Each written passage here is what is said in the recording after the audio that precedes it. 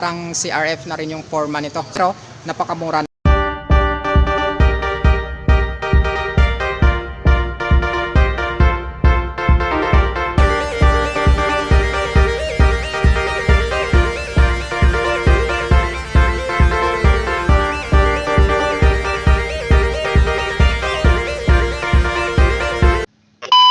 So what's up mga idol, dito tayo ngayon sa Rosie Kalilangan Bukidnon branch para bigyan ng review itong bagong KRY 200 nila kasi dumating na dito sa branch ng Kalilangan Bukidnon. Sa 30 ng hapon dumating ito. Alamin natin kung anong merong bago sa design nitong sa KRY 200cc. Alamin din natin kung magkano yung price nito ngayon, ang cash niya, down payment kasama na yung monthly installment. Tara, ikutan natin ang motor nito.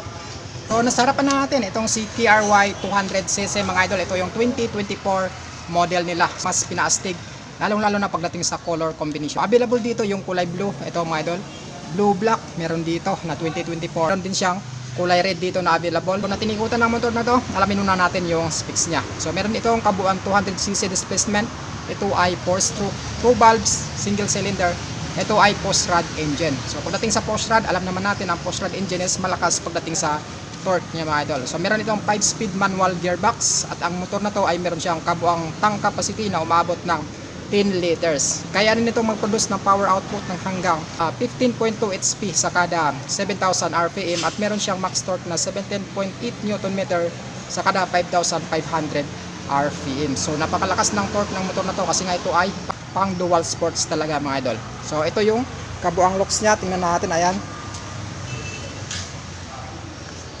Sa side, ganito yung side niya. Yan. Yung kulay blue. Sa likuran niya naman, ganito siya. So, against the light lang siya mga idol. Tapos sa side, dito na naman sa side niya, ganyan siya. Ayan. So, alamin natin mamaya yung price nito kung magkano. Sa head niya mga idol, ganyan siya.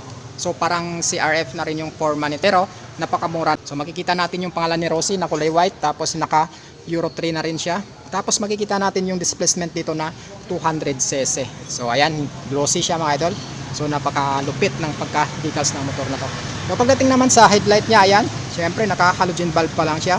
Tapos pagdating sa signal lights niya, ito, naka-flexible tapos LED kabilaan. LED dito, LED dito sa kabila. At ang malupit dyan mga idol, ginamitan ito ng, ayan, naka-inverted telescopic fork na siya.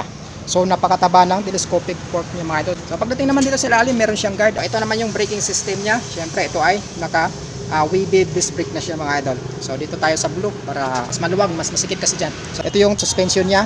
Meron siyang cover, tapos makikita natin dito yung RUSI or Rosie na pangalan talaga ni Rosie. Tapos dito may side na blue na may black, tapos may gray din siya mga idol.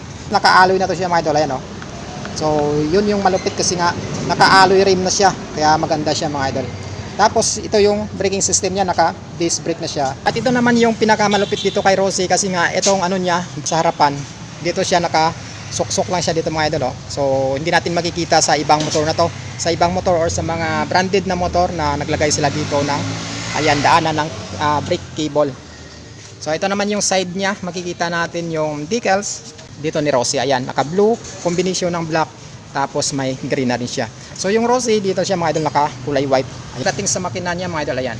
So ito siya, naka matte black siya mga idol, ayan. So puro matte black yan mga idol. Pagdating naman sa body chassis niya, ito siya naka kulay blue. So ito naman yung shifting niya. So binubuo ito ng 5-speed manual gearbox. So pagdating dito sa apakan niya mga idol, ayan, natutupi siya or ayan, folded.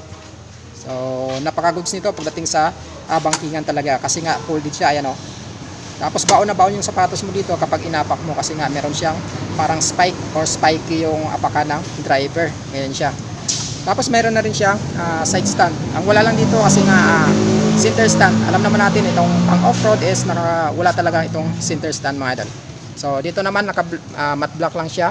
Tapos ang blue na glossy na decals niya, dito naman naka black. So makikita natin yung pangalan ni KRY dito na kulay white. Tapos yung cc niya na 200cc. Ayan. Tapos ito naman yung apakan ng angkas mo. So folded, tapos hindi siya maingay or kapag dating mo sa high speed is ito ay hindi magbabibrate. Well, ang motor na to mga idol is more on torque talaga kasi nga ito ay push rod engine, kaya more on torque siya. na umaabot ng 17.8 Newton meters sa kada 5,500 RPM.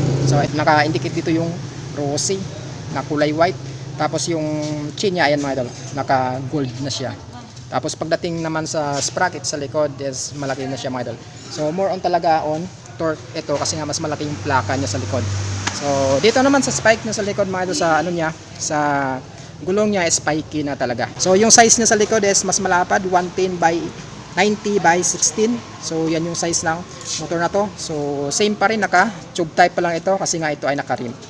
Tapos pagdating sa suspension niya sa likod, ito naka monoshock absorber na siya. Ayan mga idol, naka kulay white, tapos meron siyang konting dilaw dito. Pagdating naman dito sa likod niya, ayan, may guard na rin dito para hindi basta-basta pumasok yung mga putik kasi may guard na siya. Hindi siya papasok basta-basta dun sa makina. So ganito yung likuran niya sa taas ng tire niya. Ayan. So mahaba yung ano niya, agwat. So sobra isang dangkal. So mas madali lang siyang linisin. Ito naman yung braking system niya sa likod. Same din, naka-disc brake. So napaka-goods ng kapit nito. Pagdating sa brand ng gulong, Chaoyang. Tapos yung muffler niya ganito sa likod. Ayan. Naka-indicate dito yung Euro 3. Tapos may emblem din siya na rosy. Ito. Naka-ukit na siya mga idol. Tapos ito naman yung labasan ng hangin. Hindi naman siya gaano malaki. So hindi din siya gaano maliit. Dito sa pakan sa kabila dito, ayan, ganun din, folded, tapos very spiky siya na hindi talaga basta-bastang dadaos-dos or yung sapatos mo. Maging dito sa brake pedal niya, ganun din, very spiky rin yung apakan niya. So ito naman yung stylish kickstart niya mga idol. Ayan. So bukod sa kickstart, meron din siyang electric start. So napaka-goods yan sa motor na to kasi nga may added siya na kickstart. Backup ka pagdating na malulubat yung baterya mo. So ito naman yung guard ng tambotso para hindi basta-basta papasok yung driver.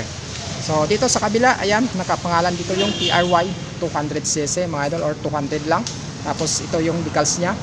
So same din sa tangke niya, meron siyang decals na rosy, ayan, kulay white. So combination ito ng blue, white, tsaka black. Ito naman sa ano niya, sa likod, ito yung lagayan ng plate number. Registered pa lang kay LTO. Ito muna yung yung temporary plate number mo. So tail light niya, so same din, naka bulb type. Tapos yung signal lights niya kabilaan dito sa likod is naka LED siya mga idol. So wala siyang grab bar dito na pwede mo hawakan like katulad sa mga sa pantra na motor. Dito wala siya. So ito yung nagsisilbing fender niya sa likod. Ayan. So makikita natin dito yung rosy na kulay white, tapos may blue. Tapos dito naman yung R kulay white, blue, tsaka black. So naka-indicate din dito yung warning. Tapos ito yung TRY 200. So pagdating sa upuan niya, ganito siya mga idol. So manipis lang siya, pero drop pagdating sa pantalon mo, hindi basta-basta dadaos-dos. So in case na long ride mo ito, so dyan mga idol, sasakit yung puwit mo. Ito naman yung niya, tangki niya. So meron siyang 10 liters na tank capacity. Tapos sa manibela niya, ganito mga idol, nakakulay silver. Naka-indicate dito yung rosy na pangalan ng kulay dilaw. So ito naman yung digital meter panel niya na maliit. So yung mga indicator na gusto mo makita, nandito na mga idol. Sa mga switches, ito makikita natin yung patayan ng headlight on off. Tapos meron siya high beam, low beam, tapos turn signal lights, tapos dito naman yung kusina. So dito naman sa kabila, makikita natin yung starting engine niya. Itong Rosy TRY 200cc, meron siyang SRP or cash na 85,000 pesos. So kapag kinuha mo ng monthly installment, may down siya na 7,000.